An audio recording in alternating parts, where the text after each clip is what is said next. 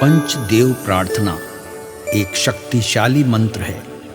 प्रातःकाल सच्चे मन से इसे सुनने से जीवन के सभी दुख तुरंत दूर होने लगते हैं। पंचदेव प्रार्थना को प्रतिदिन सुनने से जीवन के असंभव कार्य भी संभव हो जाते हैं। तो आइए सुनते हैं यह पंचदेव प्रार्थना। गजाननं भूतगणादिसेवितं कपित्थजम्बूफलचारुभक्षणम् उमासुतं शोकविनाशकारकम् नमामि विघ्नेश्वरपादपङ्कजम्। कर्पूरगौरं करुणावतारं संसारसारं भुजगेन्द्रहारं सदा वसन्तं हृदयारविन्दे भवं भवानी सहितं नमामि।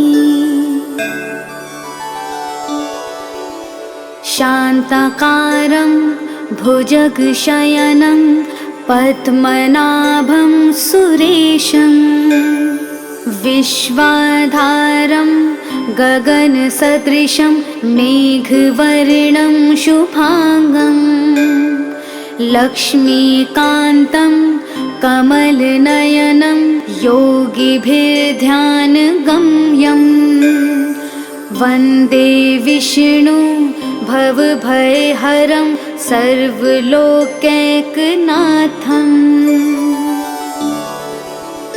नीलाम्बुजश्यामलकोमलाङ्गं सीतासमारोपितवामभागं पाणो महासायकचारुचापं नमामि रामं रघुवंशनाथम्।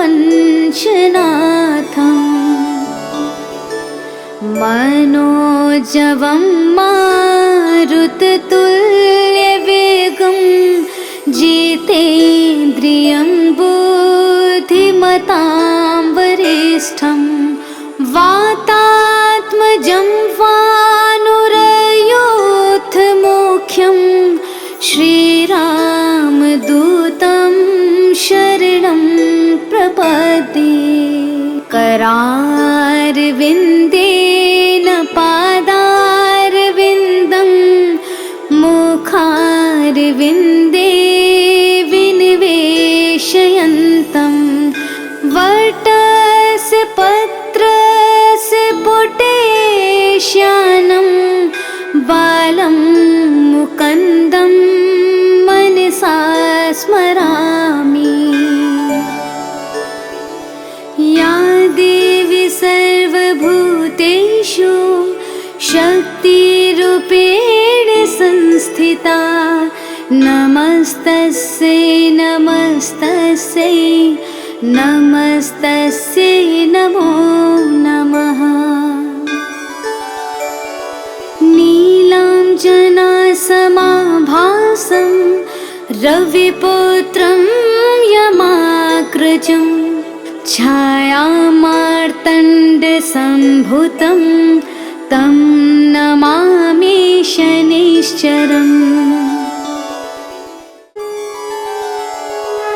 गजाननं भूतगणादिसेवितं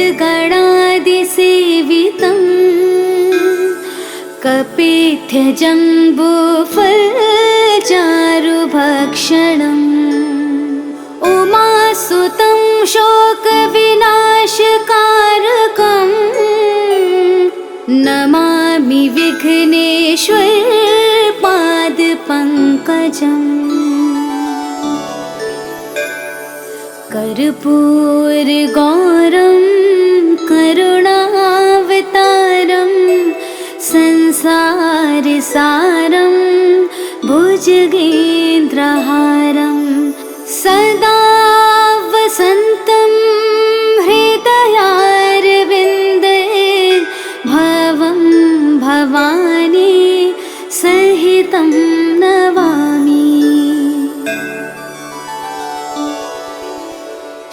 शान्ताकारं भुजगशयनं पद्मनाभं सुरेशं विश्वाधारं गगनसदृशं मेघवर्णं शुभांगं लक्ष्मीकान्तं कमलनयनं योगिभिर्ध्यानगम्यं वन्दे विष्णु भवभयहरं सर्वलोकैकनाथम्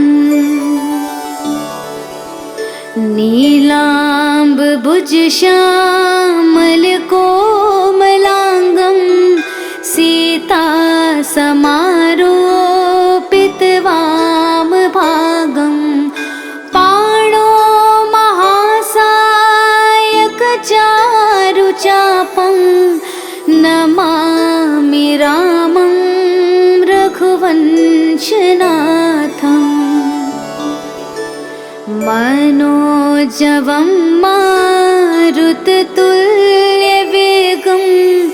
जितेन्द्रियं बुद्धिमतां वरिष्ठं वातात्मजं वानुरयोधमुख्यं श्रीरामदूतं शरणं प्रपद्ये करारविन्देन पादारविन्दं मुखारविन्दे विनिवेशयन्तं वटस्य पत्रस्य पुटेश्यानं बालं मुकुन्दं मनसा स्मरामि। या देवी सर्वभूतेषु शक्तिरूपेण संस्थिता नमस्तस्यै नमस्तस्यै नमस्तस्यै नमो नमः। नीलाञ्जनासमाभासं रविपुत्रं यमाग्रजं छायामार्तण्डसम्भुतं तं नमामि शनैश्चरम्।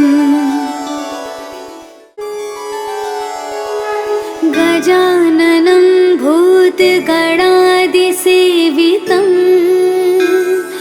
कपित्थजम्बूफलचारुभक्षणम् उमासुतं शोकविनाशकारकं नमामि विघ्नेश्वरपादपङ्कजम्। कर्पूरगौरं करुणावतारं संसारसारं भुजगेन्द्रहारं सदा वसन्तं हृदयारविन्दे भवं भवानी सहितं नमामि। शान्ताकारं भुजगशयनं पद्मनाभं सुरेशं विश्वाधारं गगनसदृशं मेघवर्णं शुभांगं लक्ष्मीकान्तं कमलनयनं योगिभिर्ध्यानगम्यं वन्दे विष्णु भवभयहरं सर्वलोकैकनाथम् नीलाम्बुजश्यामलकोमलाङ्गं सीतासमारोपितवामभागं पाणो महासायकचारुचापं नमामि रामं रघुवंशनाथम् मनोजवं मारुततुल्यवेगं जितेन्द्रियं बुद्धिमतां वरिष्ठं वातात्मजं वानुरयोऽथमुख्यं श्रीरामदूतं शरणं प्रपद्ये। करारविन्देन पादारविन्दं मुखारविन्दे विनिवेशयन्तं वटस्य पत्रस्य पुटेश्यानं बालं मुकुन्दं मनसा स्मरामि। या देवी सर्वभूतेषु शक्तिरूपेण संस्थिता नमस्तस्यै नमस्तस्यै नमस्तस्यै नमो नमः। नीलाञ्जनासमाभासं रविपुत्रं यमाग्रजं छायामार्तण्डसम्भूतं तं नमामि शनैश्चरम्। गजाननं भूतगणादिसेवितं कपित्थजम्बूफलचारुभक्षणम् उमासुतं शोकविनाशकारकं नमामि विघ्नेश्वरपादपङ्कजम्। कर्पूरगौरं करुणावतारं संसारसारं भुजगेन्द्रहारं सदा वसन्तं हृदयारविन्दे भवं भवानी सहितं नमामि। शान्ताकारं भुजगशयनं पद्मनाभं सुरेशं विश्वाधारं गगनसदृशं मेघवर्णं शुभांगं लक्ष्मीकान्तं कमलनयनं योगिभिर्ध्यानगम्यं वन्दे विष्णु भवभयहरं सर्वलोकैकनाथम्।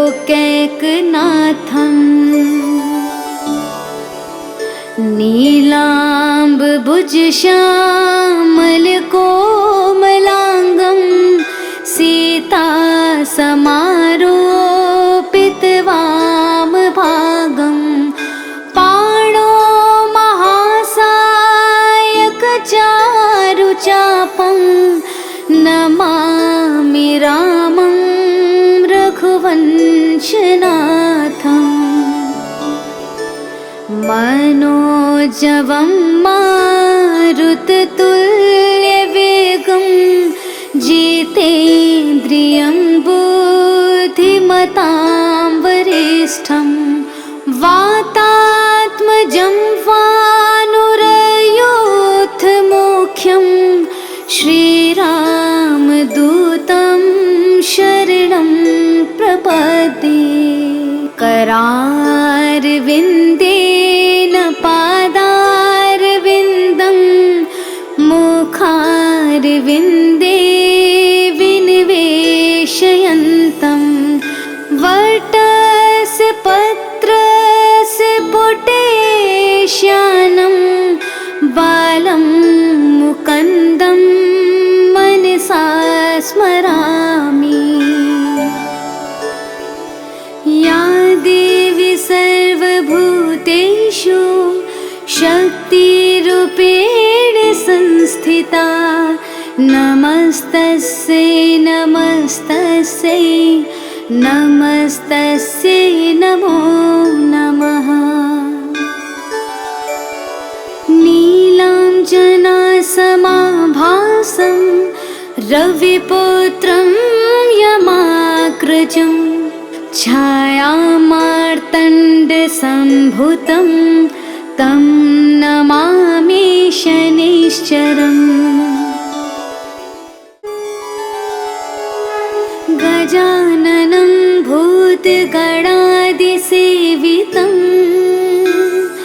कपित्थजम्बूफलचारुभक्षणम् उमासुतं शोकविनाशकारकं नमामि विघ्नेश्वरपादपङ्कजम्। कर्पूरगौरं करुणावतारं संसारसारं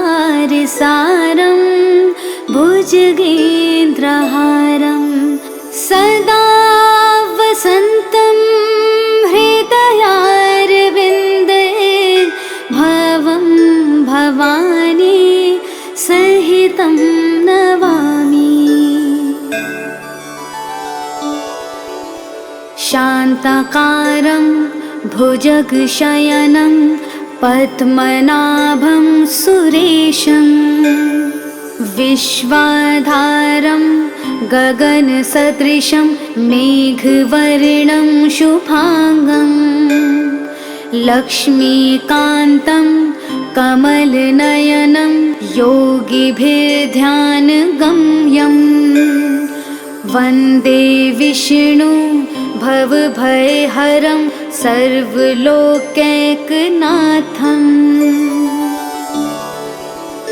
नीलाम्बुजश्यामलकोमलाङ्गं सीतासमा